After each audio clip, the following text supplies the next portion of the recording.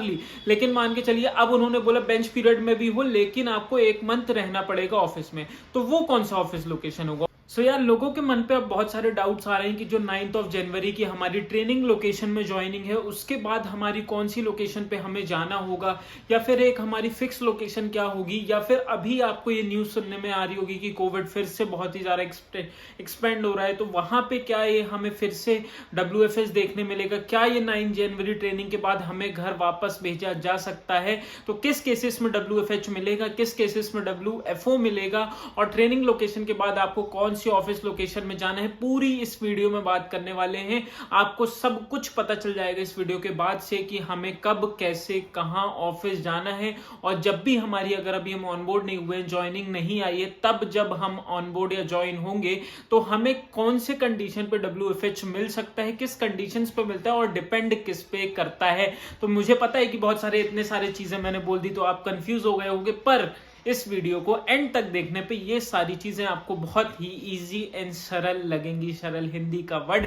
सो मिलते हैं सॉरी अभी तो स्टार्ट ही कर रहे हैं हम। करते हैं, सब्सक्राइब नहीं किया है तो प्लीज सब्सक्राइब कर देना मेरे दोस्त, और भी अच्छे अच्छे कंटेंट्स पे वीडियो आने वाली है, मैं प्लानिंग कर रहा हूं। तो let's start our video. Hey guys, this is Anurag and welcome to Geeks 2.0। तो आज की वीडियो का टॉपिक मैंने आपको ऑलरेडी क्लैरिफाई कर दिया है कि WFH एंड WFO के ही बारे में हम थोड़ा सा बात करेंगे, पर लेकिन इसको रिलेट करेंगे जो 9th ऑफ जनवरी में एलाइट कैंडिडेट्स की जो ऑफलाइन ट्रेनिंग्स है उसका क्या रोल है।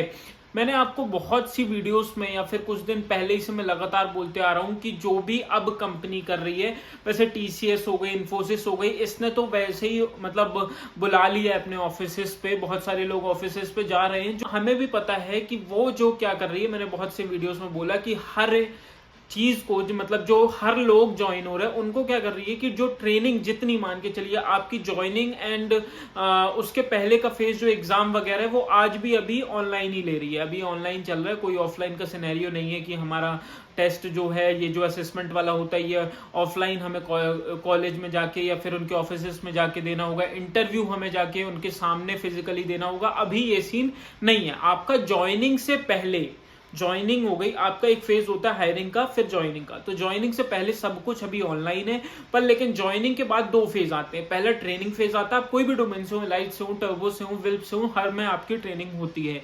तो जो ट्रेनिंग का है वो ट्रेनिंग का मान के चलिए कि ट्रेनिंग जितनी पीरियड है वो पूरा हो रहा है अभी ऑफलाइन, मतलब फिजिकली आपको प्रेजेंट होना पड़ेगा। आपको एक चीज बता दूं, चाहे विप्रो का बेंगलोर का ऑफिस हो, चाहे पुणे का हो, चाहे कोलकाता का हो, वहां पे एक अलग सी बिल्डिंग होती है लर्निंग एंड डेवलपमेंट या फिर लर्निंग फेज ऐसे कुछ करके।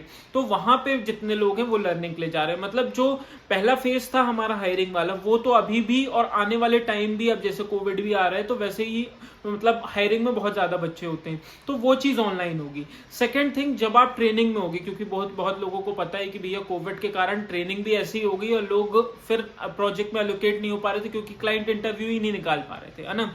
तो ये सब चीजें हैं। तो दूसरी चीज जो मैं बोल रहा हूं कि जो अभी हमारा वो सिनेरियो चल रहा है, ट्रेनिंग वाला सिनेरियो, वो पूरा ऑफलाइन हो रहा है। इसलिए आपको भी पता होगा कि 9th ऑफ जनवरी को जिन लोगों को भी बुलाया गया है सबको ऑफलाइन ही बुलाया गया है, क्योंकि अभी ट्रेनिंग जितना भी पार्ट है ऑफलाइन होगा। अब बोलोगे अनुराग भाई हमें रहना कब तक होगा ऑफलाइन, और हमें WFH मिल कैसे सकता है, WFH किस प्रोजेक्ट में मिलता है, आगे बात करेंगे हम। बने रहिए इस वीडियो पे। सब्सक्राइब नहीं किया तो प्लीज सब्सक्राइब कर देना।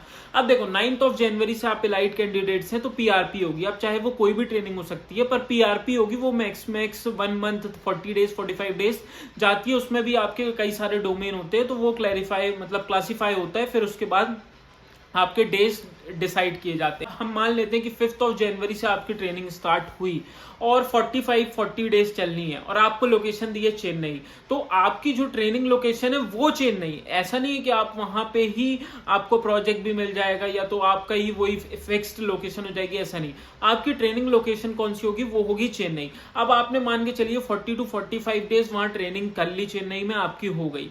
अब आप प्रोजेक्ट के लिए एलोकेट होने के लिए बेंच पे आ गए।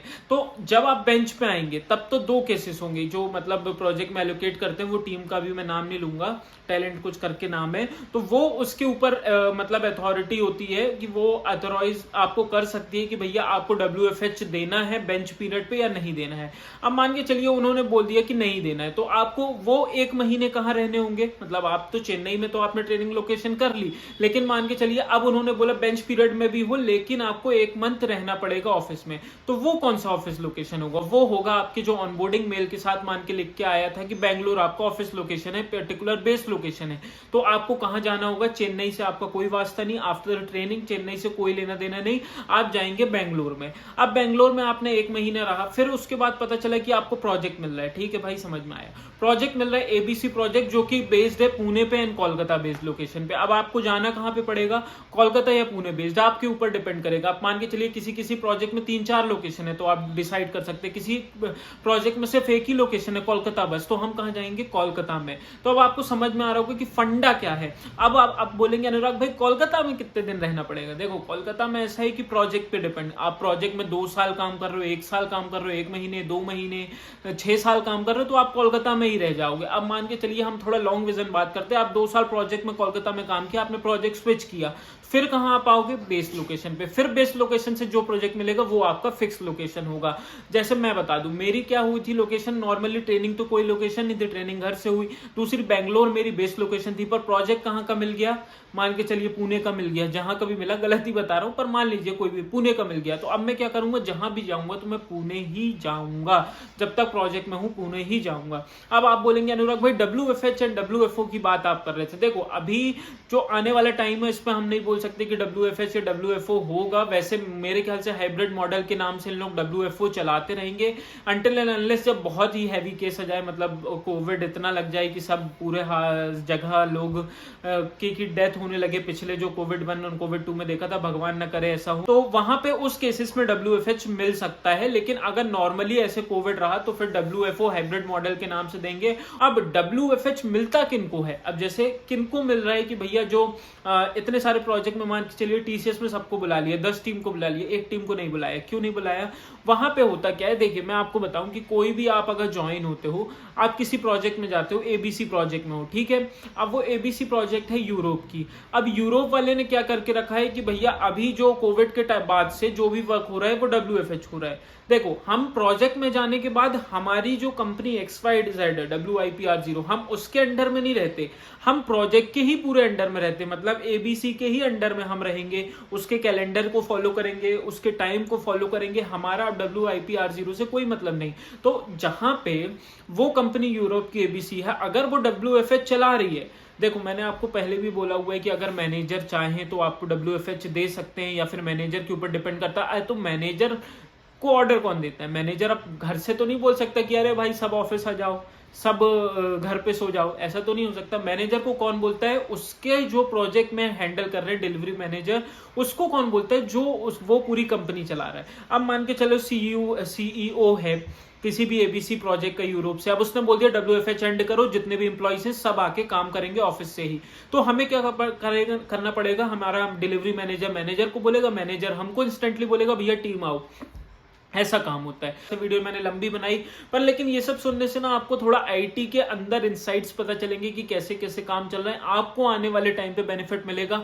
आपकी ज्वाइनिंग हुई है, नहीं हुई है, फ्रेशर हो, आपको कितनी चीजें पता चलेगी, हायरिंग कैसी हो रही है, ट्रेनिंग में कहाँ जाना है, ट्रेनिंग के बाद कहाँ जाना है। मुझे भी ऐसा कंफ्यूजन था यार कि मुझे तो बेंगलोर ही जाना पड़ेगा, मैंने पूरा फिक्स कर लिया, पर प्रोजेक्ट मिल गया पुणे का मान लो, तो पुणे में फिर जाना पड़ गया। तो ये सब पूरा सिनेरियो, होप सो मैं आपको ये सब चीजों से हेल्प कर रहा हूँ, आपको मदद मिल रही होगी, आपको पूरी जानकारियां ही मिल रही होंगी। तो आप सब्सक्राइब जरूर कर देना। कोई भी डाउट हो तो कमेंट्स में पूछ सकते हो।